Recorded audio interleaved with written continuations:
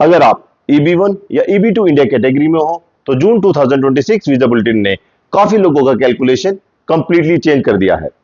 कुछ एप्लीकेंट्स को लग रहा था उनका green card process finish line के क्लोज है, लेकिन सडनली डेट्स पीछे मूव कर गई। अब सबसे बड़ा क्वेश्चन ये है, क्या आपका वेट और लंबा होने वाला है? सबसे कंफ्यूजिंग चीज क्या होती है, लोग सिर्फ हेडलाइंस देखते हैं, EB1 moved back, EB2 changed, और उसके बाद नॉर्मली दो रिएक्शन होते हैं, या पैनिक या अजम्पशन। जून 2026 बुलेटिन में EB1 इंडिया बैकवर्ड मूव हुआ है और EB2 India heavy backlog pressure में है, लेकिन स्टोरी सिर्फ इतनी नहीं है। नमस्ते दोस्तों, welcome to the global, your trusted guide for study visas, tourist visas and immigration. आज के वीडियो में आप जानेंगे जून 2026 वीजा बुलेटिन में एग्जैक्टली क्या चेंज हुआ, एम्प्लॉयमेंट और फैमिली कैटेगरीज में किस कैटेगरी को रिलीफ मिला और किस कैटेगरी पे प्रेशर है, फाइनल एक्शन और फाइलिंग डेट का एक्चुअल मीनिंग क्या है और आपकी कैटेगरी पे इसका इंपैक्ट क्या हो सकता है। साथ ही हम उन कॉमन मिस्टेक्स के बारे में भी बात करेंगे जो एप्लीकेंट्स ऐसे अपडेट देखने के बाद कर देते हैं और जो फ्यूचर में अननेसेसरी स्ट्रेस या रॉन्ग एक्सपेक्टेशंस क्रिएट कर सकते हैं। और एंड में मैं एक प्रैक्टिकल एक्शन प्लान भी शेयर करूंगा जिसे आप पैनिक के बेसिस पे नहीं, स्ट्रेटजी के बेसिस पे नेक्स्ट स्टेप डिसाइड कर सको।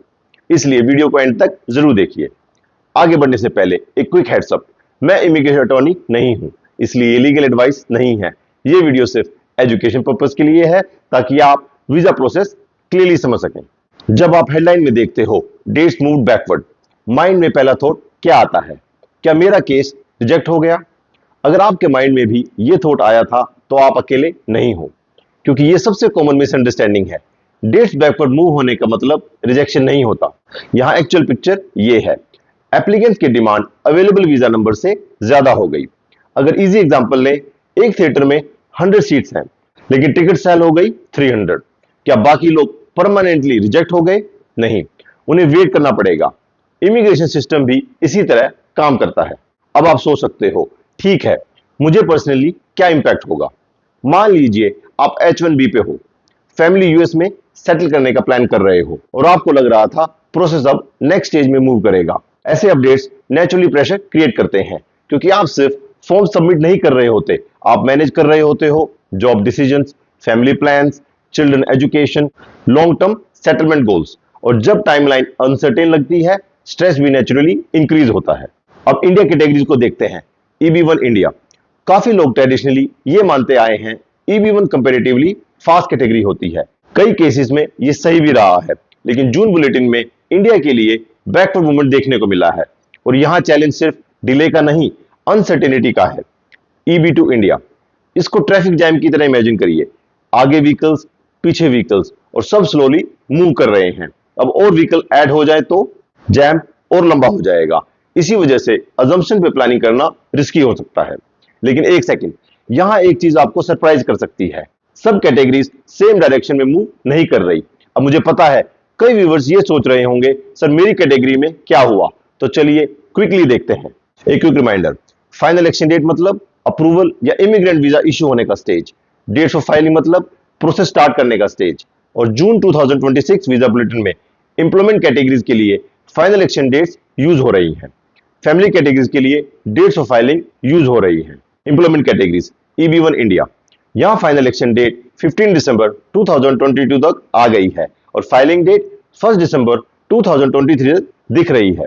EB2 इंडिया, यहां फाइनल एक्शन डेट 1 सितंबर 2013 तक है और फाइलिंग डेट 15 जनवरी 2015 दिख रही है। EB3 इंडिया, यहां मेजर रिलीफ देखने को नहीं मिला, फाइनल एक्शन डेट 15 दिसंबर 2013 है और फाइलिंग डेट 15 जनवरी 2015 तक है। EB5 इंडिया अनरिजर्व्ड, यहां फाइनल एक्शन डेट 1 मई 2022 है और फाइलिंग डेट 1 मई 2024 दिख रही है। अगर आप रूरल और high unemployment set aside category में हो तो सिचुएशन कंपैरेटिवली स्ट्रॉन्गर लग रही है।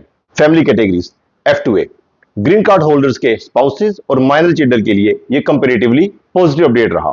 फाइनल एक्शन डेट 1 जनवरी 2025 है और फाइलिंग करंट दिख रही है। F1, फाइनल एक्शन डेट 1 सितंबर 2017 और फाइलिंग डेट 1 अक्टूबर 2018। F2B, फाइनल एक्शन डेट 22 सितंबर 2017 और फाइलिंग डेट 22 मार्च 2018। F3, फाइनल एक्शन डेट 15 फरवरी 2012 और फाइलिंग डेट 8 दिसंबर 2012। F4 India, final action date 1 नवंबर 2006 और फाइलिंग डेट 15 दिसंबर 2006। एक चीज याद रखिए, सिर्फ डेट देखकर एक्साइटमेंट या पैनिक मत करिए। एक्चुअल इंपैक्ट तब समझ आता है जब आप उसे अपनी प्रायोरिटी डेट के साथ कंपेयर करते हो। अगर आपको immigration updates, study broad guidance चाहिए विदाउट कॉम्प्लिकेटेड लीगल लैंग्वेज, तो चैनल को सब्सक्राइब जरूर करें। हम यहां सिर्फ अपडेट शेयर नहीं करते, हम एक्सप्लेन करते हैं कि इसका प्रैक्टिकल इंपैक्ट आपके सिचुएशन पे क्या हो सकता है। Now let's discuss those common mistakes जिनके बारे में मैंने शुरू में बोला था। Mistake number 1, panic decisions. Date backward देखते ही लोग सोचने लगते हैं अब सब खत्म, और यहीं से रॉन्ग डिसीजन स्टार्ट हो जाते हैं। रेट्रोगेशन डिले क्रिएट कर सकता है, ऑटोमेटिकली डिनाइल नहीं। Mistake number 2, depending only on comments. एक साइड एवरीथिंग इज ओवर, दूसरी साइड नेक्स्ट मंथ करंट हो जाएगा। रियलिटी नॉर्मली इन दोनों के बीच होती है। Mistake number 3, no backup planning. Immigration process sprint नहीं है, ये मैराथन है, और मैराथन में स्पीड से ज्यादा स्ट्रेटेजी मैटर करती है। Let's discuss the steps that you should follow. Step 1, अपनी एग्जैक्ट प्रायोरिटी डेट वेरीफाई करिए।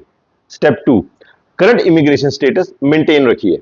स्टेप 3, डॉक्यूमेंटेशन और रिन्यूअल्स डिले मत करिए। स्टेप 4, लॉन्ग टर्म प्लानिंग पे फोकस करिए। याद रखिए, हर मंथली मूवमेंट परमानेंट ट्रेंड नहीं होता। एक मंथली अपडेट आपके सालों की मेहनत को कैंसिल नहीं करता। वीजा बुलेटिन मूवमेंट आपका फ्यूचर डिफाइन नहीं करता। टेम्पररी डिले का मतलब परमानेंट रोड ब्लॉक नहीं होता। अगर आप इन्फॉर्म्ड हो, पेशेंट हो, राइट स्ट्रेटेजी के साथ मूव करते हो, तो अनसर्टेनिटी भी मैनेजेबल हो जाती है। Thanks for watching.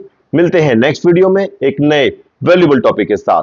तब तक के लिए take care, stay focused and keep chasing your global dreams with Indira global.